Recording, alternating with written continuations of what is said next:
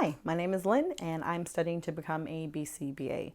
In today's episode, we're going to be going over BEH 5043, unit number 7, which is a very simple unit in my opinion, but maybe you guys will disagree, but it's called single case designs. There are multiple single case designs to go over, and each of them have their specific uses and how they're run, so let's just dive into it. The first single case design we discuss is the multi-element design. That is a rapid alternation of 2 or more independent variables. This is also known as a concurrent schedule design, a simultaneous treatment design, or environmental manipulations. It's also known as, these are not necessarily important because everyone refers to this as a multi-element design. So just know that if you see like simultaneous or multiple or concurrent schedule designs, just know that they're always talking about a multi-element design. From there, it discusses why we use it. So basically it's to look for a pattern. So multi-element design, like I said, is 2 or more. So let's say you have treatment, you have baseline, then treatment A and treatment B. So you're looking for a change in the data essentially. So let's say you have baseline, so it shows that data, and then you have treatment A and then it has that data, and treatment B has that data. You want to see where the differences lie. Is it happening during baseline, in which case you may need to revamp your entire experimentation, or is it happening during treatment A, or is it happening during treatment B? For this one, the advantage is you don't have to wait for stability. You can just compare between the conditions, right? So that's mainly what it's used for. You're just looking for the data path that stands out. Bear in mind that there are other ways to combine this particular design with others, but we'll get to them. We'll get to that at the end of the unit. The next thing that the unit discusses is kind of like an introduction to the next type, which is called an alternating treatment design. But they want to address that there's a way you can counterbalance, which is you're addressing threats to internal validity. So counterbalancing is when you try to directly combat those threats. So if you want to avoid sequence effects, which is something that can be very common within a multi-element design, you can actually counterbalance it by not having baseline A, B occur in that order every time. You can change it up to try and combat or fight any sort of sequence effects that may occur. From there, it goes into alternating treatment design. Once again, this is something that can also have sequence effects if you're not careful. But basically, it's just a multi-element with an independent variable as its treatments with no environmental variations. What that means is you have a pre-treatment baseline, or you can have a pre-treatment baseline, or you can have the baseline act as a control between them. So that is to say, you can, instead of starting with baseline, you start with treatment A, and then you remove it completely and then go to a baseline, and then you move on to treatment B. So there's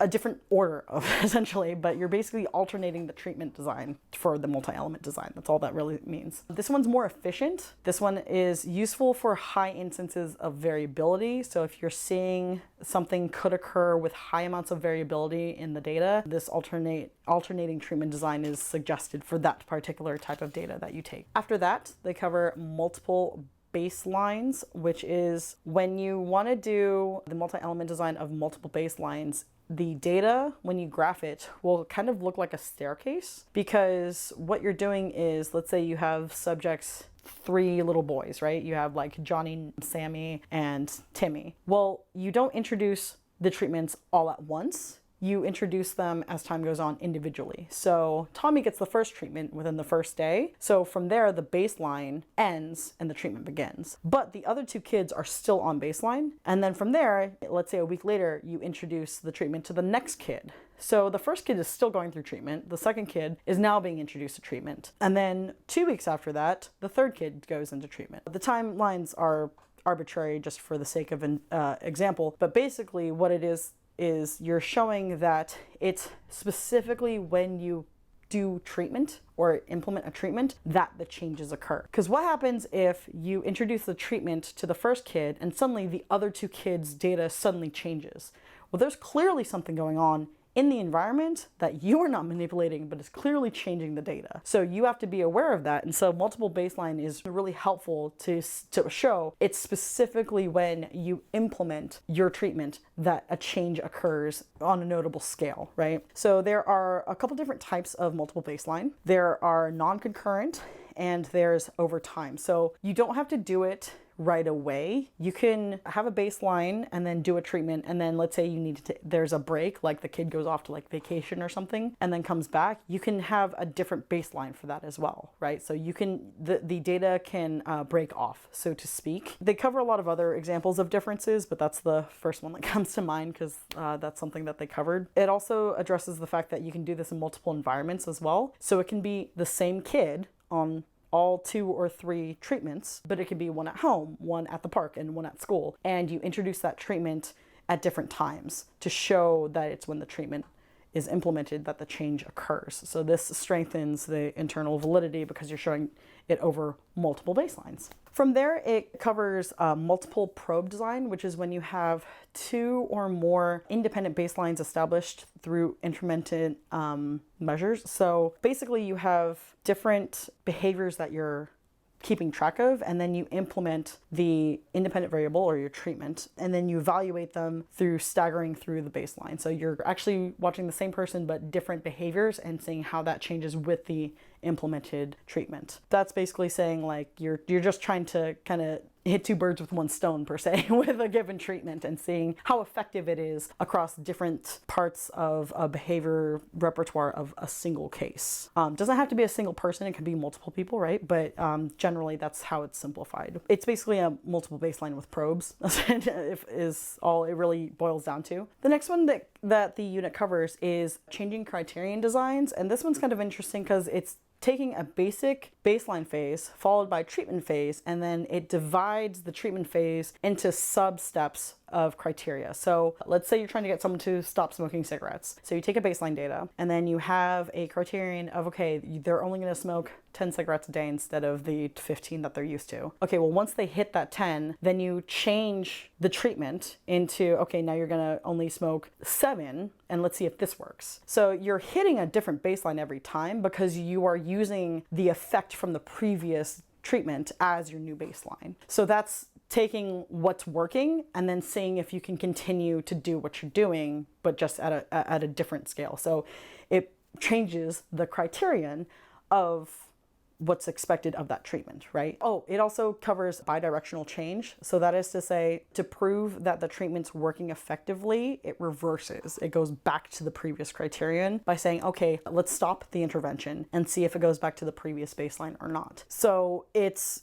like a reversal design within the probes, right? Within the changing criterion, but basically that's what a changing criterion is. All the examples I remember from changing criterion design were for behavioral changes of habits. So smoking, drinking, eating. There were a lot of like real life examples, so to speak, of just being like, oh, let's say you want to become a marathon runner. Well, let's implement a intervention that makes it so you walk 1 mile a day. And then once you hit that consistently, then they change it to 3 miles a day. And then once you hit that consistently. So it's basically a habit breaking or a habit making experimental design. I found that pretty fascinating because it's the only one that is consistently associated with like quit smoking or quit drinking or increase exercising. They did a lot of those examples in that particular one. The last step that Unit 7 covers is the combination thereof of any of these designs. So as you can imagine, a multi-element design uses different elements, right? So you're having a constant baseline, treatment A, possibly treatment B, possibly treatment C, right? And you're seeing what actually works. I love the fact that they're, for the alternating treatment design, it's kind of described as like throwing things at a wall and seeing what sticks, because you want to see when something occurs, when a change occurs, right? And it's one of the more common ways to do basic design, because like I said, in ABA we're mainly doing single case designs because all of our clients are an individual. So when we're running all this experimentation, we're running it on a single person usually and seeing if it works for that particular person in this particular way. So there will be times when you have a multiple baseline, and then from there you may do an alternate treatment design from there. One thing that should be mentioned is graphically, when you see the data visually, all these items look different. So the changing criterion, for example, you will see a change, right, in treatment, but then you'll see it like plateaus, and that plateau becomes a new baseline, and then it gets compared to another thing. It looks like a stairwell, but it's a stairwell of data versus, for instance, the multiple baseline where they have a stairwell of data, but it's because you introduce the treatment at different times. So it's a consistent amount of data, and then it changes because you did something different instead of the person changing their baseline. For the alternating treatment design, that one is really interesting because you'll see all the data at once. You'll see all the data lines overlapping each other, and one of them sticks out, and that one that sticks out is the one where treatment works. So that's what you're looking for when you're doing the alternating treatment design. So when they ask you in the test and they show you all these visuals, those are, like I said, I felt like this one was fairly easy because each of them looks so different from each other that you can tell which one is which and when they're asking a question about it. From there, you just have to know when they're used or why they're used, right? So like I said, for the multi-element design, it's just easier to see the change. You're not waiting for stability, so to speak, which goes hand in hand with the alternating design. Alternating design is whichever data sticks out most from the rest of them, right? So ideally, if you're introducing 2 or more independent variables, which is what they're doing in alternating, there's gonna be one that works and the others won't. So the other ones will stick next to baseline, and then the one that works will actually show a change in data. And so hopefully I explained that enough in a way that's pretty obvious. When you are in this unit, just make sure you're looking at all the graphs that they use, because this was a very visual unit. And so you just have to remember what looks like what, because in the test, in this particular unit test, I do remember there were a lot of pictures of what type of experimentation does this graph show, and you just have to identify it from there. So if you have any questions about this unit, please let me know down below. If I can explain anything further, I'd be more than happy to. I just looked at the date on this, and the dates on my notes are from almost exactly a year ago, but because it is so visual, it does stick out in my mind pretty easily. But once again, if I make any mistakes, also leave that in the comments and I will try to answer them and may even post an addendum for them. So I hope that works out, and I will see you in the next video.